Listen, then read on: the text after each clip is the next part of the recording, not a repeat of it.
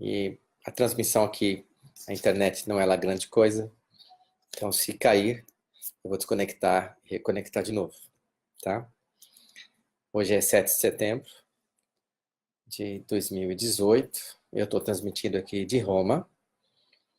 E hoje foi um dia atípico. Eu vi desde ontem muitas mensagens na internet. Essa tentativa aí de assassinato, onde eu pude observar nas mensagens, eu li várias, dicotomia muito grande e, assim, eventos sumárias de muitos tipos, né?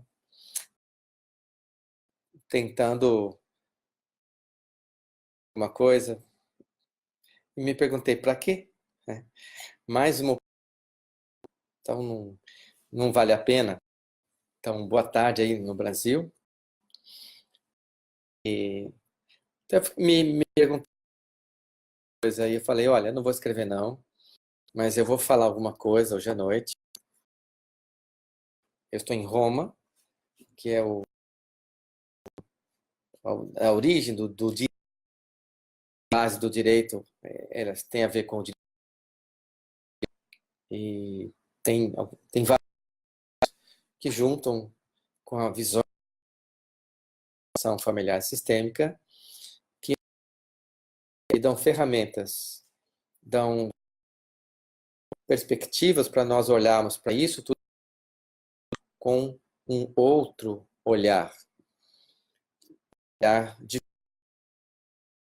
Mas antes de mais nada,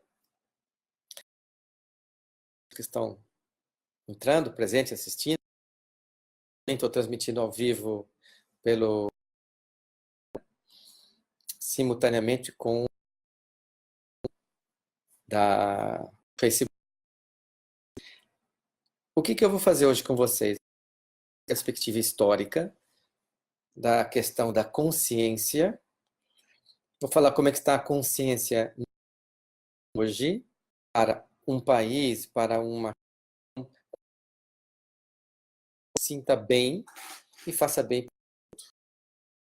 Então vamos lá.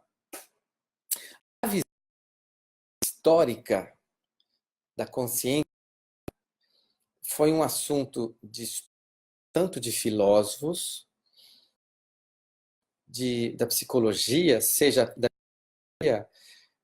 da psicologia, o que faz uma pessoa, por exemplo, cometer um atentado, põe uma bomba e ela explode, dezenas, às vezes centenas de pessoas. O que passa na cabeça o que faz o nível de violência que hoje faz com que exista a intolerância hoje grandemente em todo o mundo, de uma maneira que a gente não tem muito. Você tem em vários lugares em que existe intolerância com os intolerância entre budistas, na própria Índia, Gandhi já existia. Então, assim, a intolerância, ela existe. E que mais? E a questão também dessa assassinato que houve, né? Sim, eu expliquei no começo que a internet,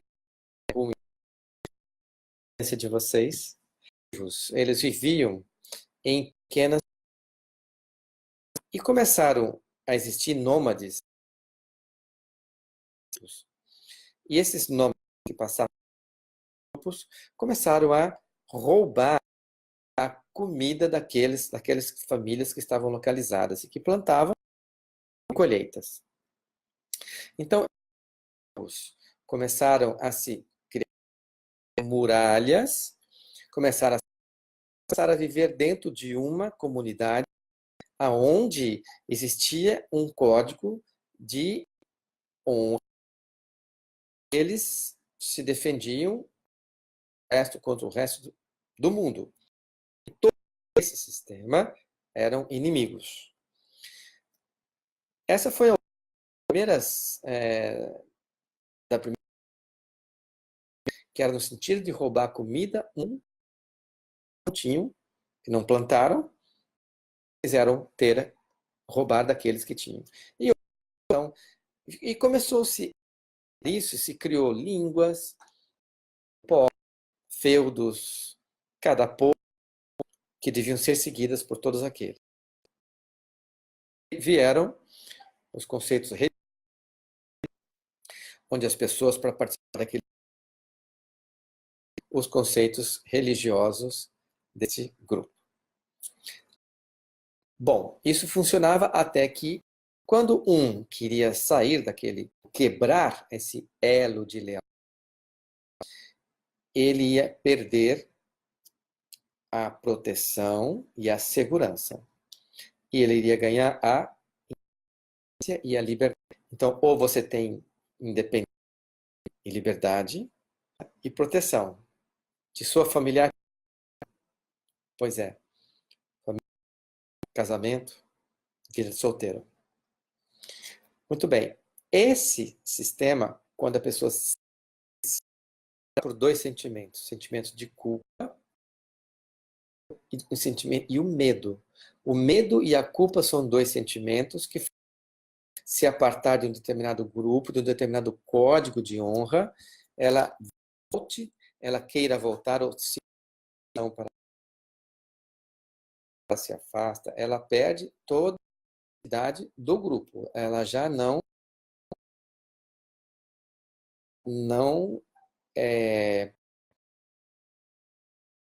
pertence. Então ela vai buscar um outro grupo.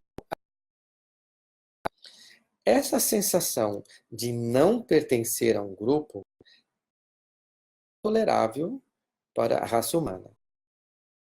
Sempre que pertencer a algum tipo de grupo. Quando pertencemos, nos sentimos existir. Quando somos vistos, reconhecidos, olhados. Por exemplo, uma criança que quer fazer, ela fala: "Oh, mãe, mamãe, tá aqui, eu vou." A mãe olha para ela e vê que ela está pela mãe.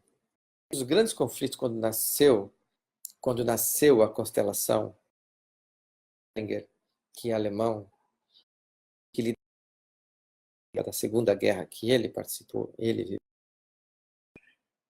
E aí entrou o conceito visto por uma visão que fazia com que as pessoas matassem umas às outras sem consciência, sem culpa e sem medo.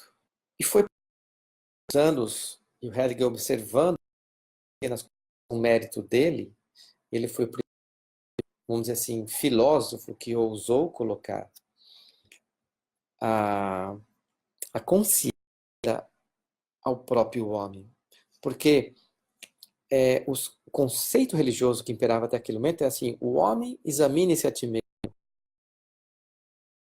Se eu pudesse saber o que é certo e o que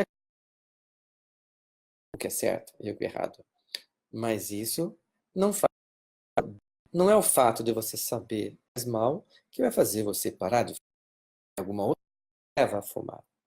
A maior necessidade do homem não é matar ou deixar de matar, ou se defender ou se alimentar. A pertencer. E para pertencer, eu devo as regras. Primeiramente, uma família, por exemplo, ser essa família, eu me torno ter a consciência limpa, tranquila de mandar que seja, sem nenhum tipo de... Porque a minha consciência não é mais de fazer certo ou errado, matar ou não matar, ao qual eu pertenço, no caso, o meu. Quando eu pertenço a um sistema, ou a um grupo qualquer, e eu sigo aquele conjunto de normas, aquele conjunto de regras, aquela ideologia, eu sigo e vivo amparado. E aí eu volto a ter segurança,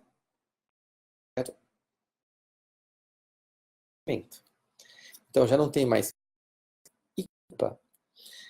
E tudo que eu faço que esteja dentro daquele código de comportamento, eu estou amparado. Então, por exemplo, nós temos uma situação no judaísmo, quando Jesus viveu, que pegaram uma mulher em adultério. A lei judaica dizia que a pessoa deveria ser apedrejada até a morte. Muito bem.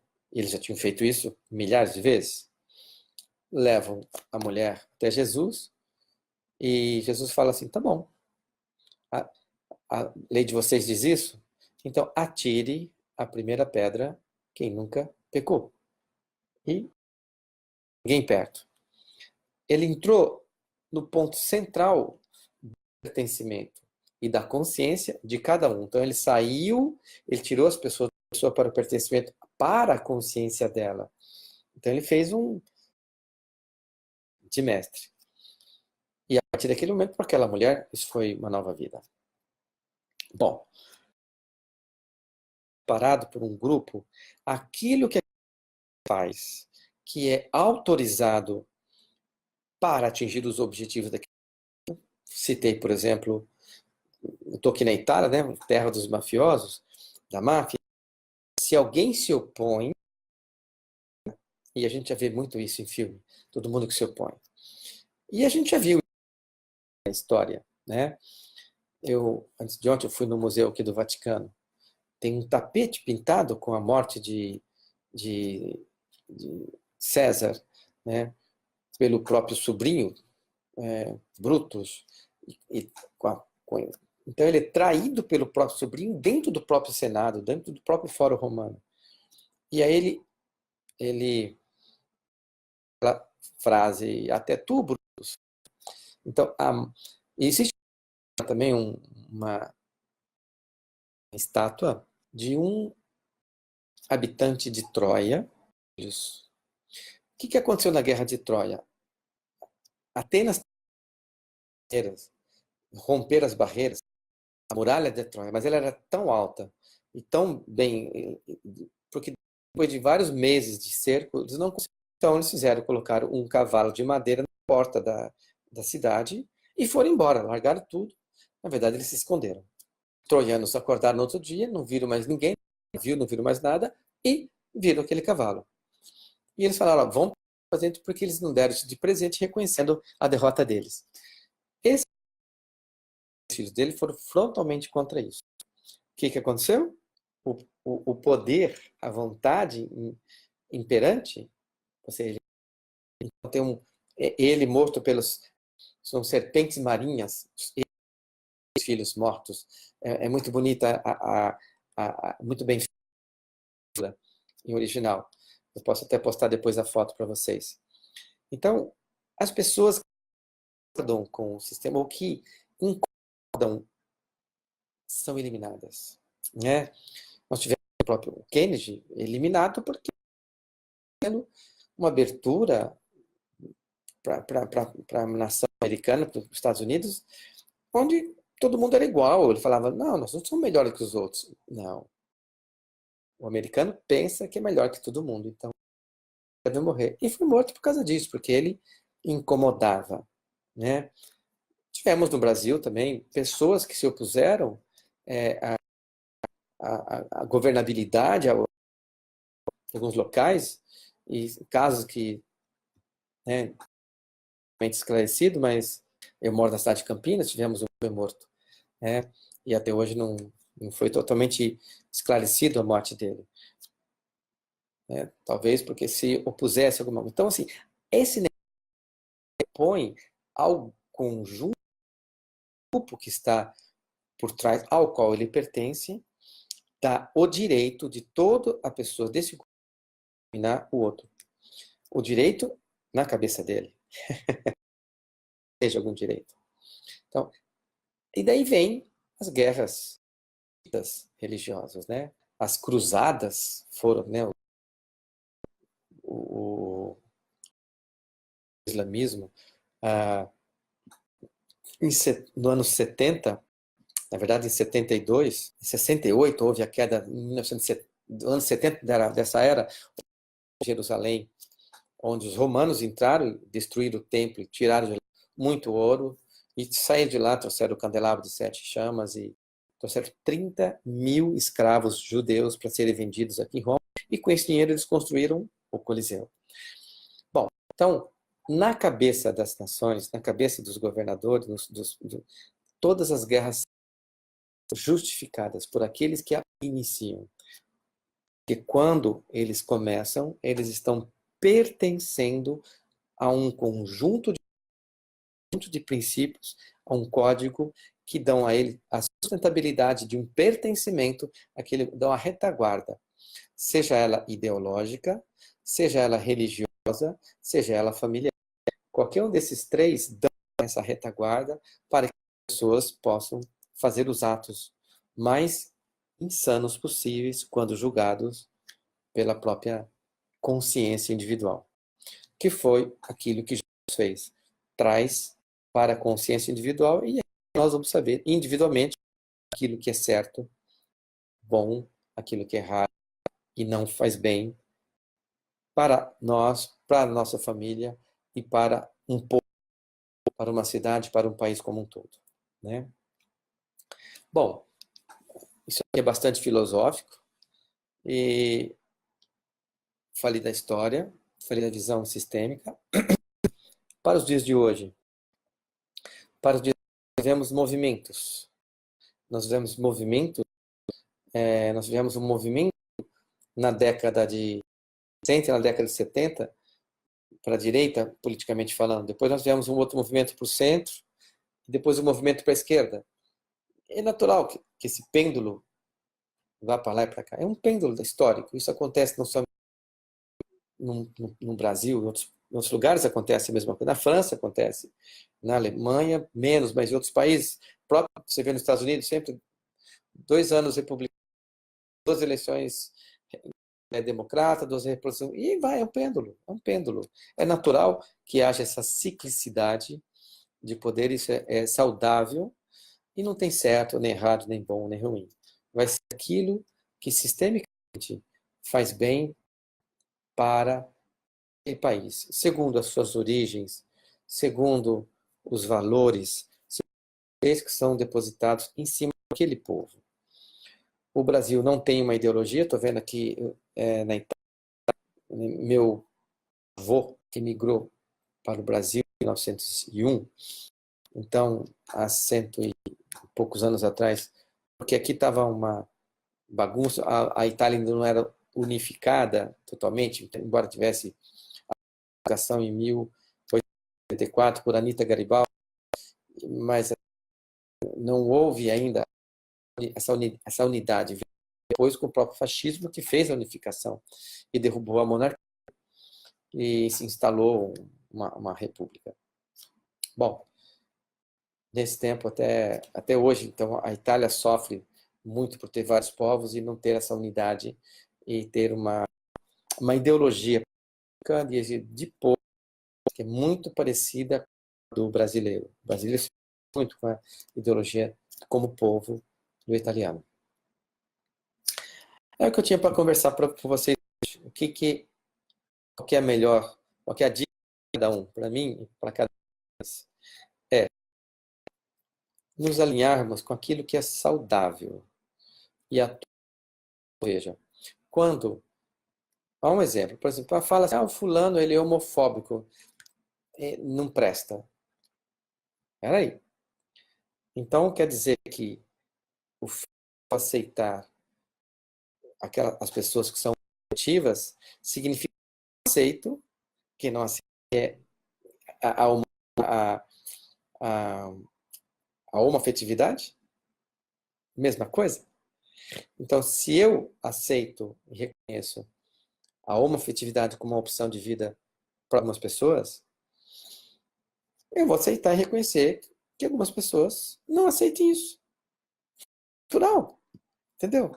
Então, não dá para ficar defendendo posições para lá e para cá. Isso gera só que vocês, a quantidade de pessoas que postaram o que pensa ontem. Para quê? O que vai mudar?